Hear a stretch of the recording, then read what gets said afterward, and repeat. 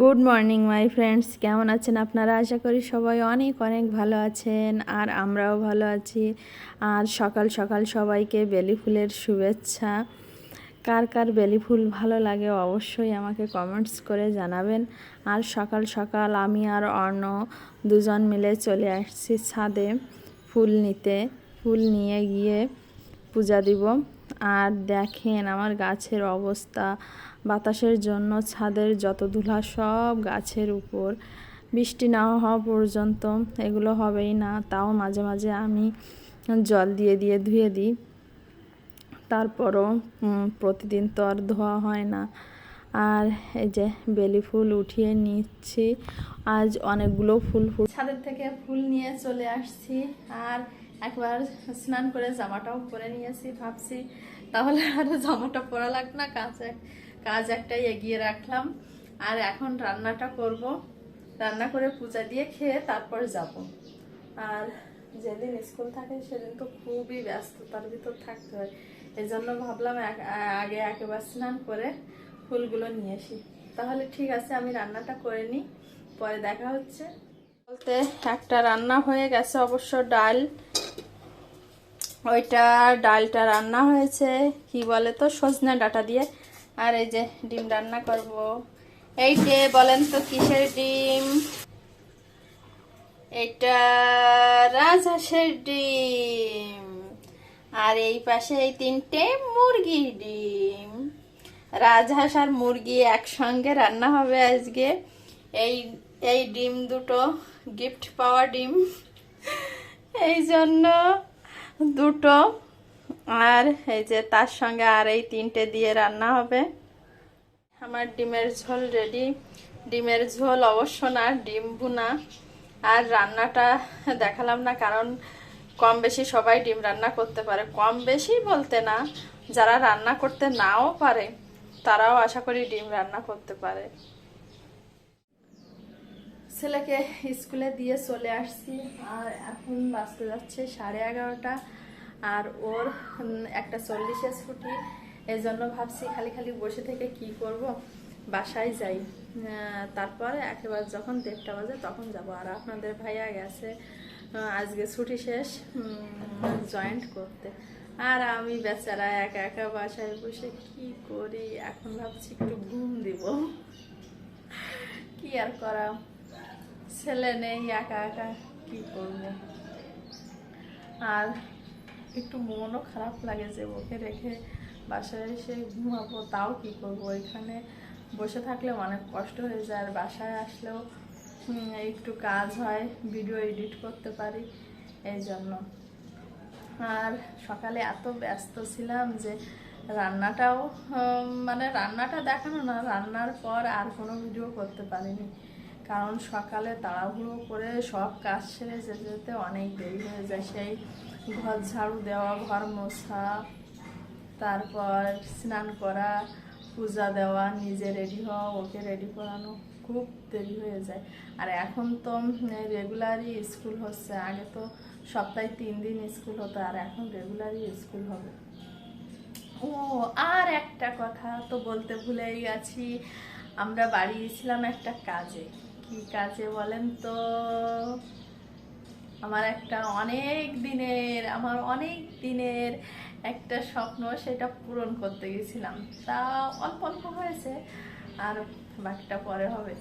মানে আমি মানে প্রথমে কোনো প্ল্যান ছিল না, তারপর মানে একটা কাজ করতে যাই আরেকটা হয়ে গেল। মানে প্রথমে আমি বাড়ির জন্য একটা খাট তৈরি করতে চেয়েছিলাম, এই জন্য গাছ কাটতে গেছিলাম, মেহগনি গাছ। কিন্তু পরে খাটটা কেনা হয়ে গেছে, ভাবলাম না তাহলে একটা আলমারি তৈরি করি। তাই বাড়ি গিয়ে লোক ধরে সেই 3-4 দিন গাছটা কেটে রেখে আসছি। পরে দেখি অন্য ছুটি হলে, আর গাছ না শুকালে তো কিছু করা যাবে না, গাছটা শুকিয়ে গেলে তারপর কয়েকদিন দেরি করা লাগবে। তারপর কাঠটা কাটিয়ে এনে তারপর কাঠ আবার শুকানো লাগবে, শুকানোর পর তারপর তৈরি হবে। যাও তারপরও তো হবে, যাও অনেকটা কাজ এগিয়ে রেখে আসছি। আর এখন একটু ঘুমাবো। আর দেখি আপনাদের ভাইয়াকে ফোন দিয়ে দেখবো, ও যদি আসতে পারে তাহলে ওর সঙ্গে যাবো, আর না আসতে পারলে তো আমার একা একা রিক্সায় চলে যাওয়া লাগবে। তাহলে ঠিক আছে, পরে দেখা হচ্ছে। ছেলেকে স্কুল থেকে নিয়ে এসে তারপর যদি পারি দেখা করব, আর তা না হলে একেবারে বিকালে। তাহলে ঠিক আছে, পরে কথা হচ্ছে। এখন বাজে সন্ধ্যা 7টা, আর আমার সন্ধ্যা দেওয়া শেষ। বিকালে ঘুম থেকে উঠে অনেক কাজ ছিল, সেগুলো সেরে নিয়েছি। ঘুম থেকে উঠছি 4টে, 4:30টার সময়। একটা ভিডিও আপলোড করছি, আবার করে কাজ সারছি। আর এখন করব সন্ধ্যার নাস্তা। আর জানলাটা একটু খুলে দিই, জানলা দিয়ে এত সুন্দর বাতাস আসে, দেখেন পর্দা দেখলে বোঝা যাচ্ছে। আর এইটা দেখেন এত সুন্দর, কিন্তু আমাদের বেডরুমে বাতাস লাগে না, কি আর করা। বেডরুমে শীতের সময় বাতাস লাগতো, এখন লাগে না। আর আপনাদের ভাইয়া এই যে আমাদের জন্য নাস্তা নিয়ে আসছে। কি কি নাস্তা নিয়ে আসছে দেখে নিন। আর এই যে আমাদের সন্ধ্যার নাস্তা আর ইফতারিও বলতে পারেন চলে আসছে। এখন আমরা নাস্তাটা করে নেব। এটা আলুর চপ, 3 জনের 3 পিস, আর এইটা ছোলা। এই যে ছোলার ভিতর 3টে চামচ। তাহলে ঠিক আছে, আমরা খেয়ে নিই। নাস্তা করা শেষ, আর এখন যাব একটু ছাদে জল দিতে। এখন কিন্তু রাত হয়ে গেছে অনেক, 7:30 বাজে। আর ভাবছি তার আগেই ভিডিওটা শেষ করব, কারণ ভিডিওটা অত দূর আর টেনে নিয়ে যেতে ইচ্ছে করে না। ছাদের থেকে এসে ছেলেকে আবার পড়াবো, লেখাবো, হোমওয়ার্ক করানো লাগবে। কালকে আবার স্কুল আছে, ওদের তো এখন রেগুলারই স্কুল হবে। তা আর একটা কথা বলবো, যেটা টাইটেল দেখেই বুঝতে পারছেন, সেইটা বলবো। যেটা বলতে চাচ্ছিলাম সেটা হচ্ছে কিভাবে আমি 1K সাবস্ক্রাইব পূর্ণ করলাম। আমার এখন 1.2K হয়ে গেছে। আর যেভাবে মানে আমি এই 1K সাবস্ক্রাইব পূর্ণ করলাম সেইটাই বলবো। অনেক মানে প্রথমে আমি যখন চ্যানেল খুলছি একেবারে 0 থেকে শুরু। আর আজকে মানে আমি খুবই খুশি যে ইউটিউবের দুটো শর্ত থাকে, একটা 1K সাবস্ক্রাইব আর একটা 4000 ঘন্টা ওয়াচ টাইম। যা হোক, এই ভেবে মনে শান্তি লাগছে যে যা হোক একটা শর্ত তো পূরণ করতে পেরেছি, আর সেটা আপনাদের ভালোবাসার জন্য। আপনারা ভালোবেসেছেন বলে আমি যা হোক 1K সাবস্ক্রাইব পূর্ণ করতে পারছি। আর আশা করি পরবর্তীতেও আপনারা আরও ভালোবেসে যাবেন, আর আমি আরও অনেক দূরে এগিয়ে যেতে পারবো, এই আশাই করি। আর যেটা মূলত যে কথাটাই বলতে চাচ্ছিলাম, যে আমি কিভাবে 1K সাবস্ক্রাইব পূর্ণ করলাম, সেটা হচ্ছে আমার বড় ভিডিওর থেকে আমার কোনো সাবস্ক্রাইব হয়নি। কি বলবো, আমার এই চ্যানেলটা খুলছি 6 মাস রানিং। এর ভিতর আমি প্রথমে জানতাম না, আমি শর্ট ভিডিও সম্পর্কে কিছুই জানতাম না।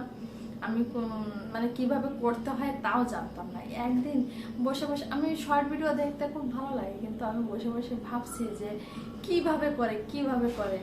আর আপনাদের ভাইয়া তো আমাকে করতে দেবেই না। তারপর একদিন একটা ভিডিও অনেক চেষ্টা করে আপলোড করি, যা হোক 300-400 ভিউ হয়েছে। তারপর আর করি না। তারপর একদিন বসে বসে আমার ছেলেকে নিয়ে আমি একটা ভিডিও করি। এখন দেখি ওই ভিডিওটা করার পর ভিউ হয়েছে 1.4K ভিউ হয়েছে।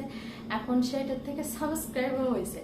এখন আমি জানতাম না যে শর্ট ভিডিওতে যে সাবস্ক্রাইব হয় সেইটা আপনার চ্যানেলে যোগ হয়, এটাও আমি জানতাম না। কিন্তু ওই ভিডিওটা এখন দেখি, ওই ভিডিওটাতে যে কয়টা সাবস্ক্রাইব হয়েছে সেই কয়টা আবার আমার চ্যানেলে মূল বড় ভিডিও যেখানে সেইখানে মানে ইউটিউব স্টুডিওতে যোগ হয়েছে। তখন থেকে আমি বুঝলাম না যে শর্ট ভিডিওতে যে সাবস্ক্রাইব হয় সেটা যোগ হয়। তারপর থেকে আমি শর্ট ভিডিও করা ধরি। আর এই শর্ট ভিডিও করি যখন আমার সাবস্ক্রাইব 300 না 400 ছিল, তখন থেকে শর্ট ভিডিও করা শুরু করি। আর 2 মাসের ভিতরই আমার ওয়ান কে না, 1200 কত হয়েছে জানো, ঠিক আমার খেয়াল নাই। তবে যাও হয়ে গেছে, এই শর্ট ভিডিওর জন্যই সাবস্ক্রাইবটা হয়েছে। আর বড় ভিডিওতে তেমন সেরকম কোনো সাবস্ক্রাইব হয়নি, বেশিরভাগ শর্ট ভিডিওতেই হয়েছে আর এখনও হচ্ছে।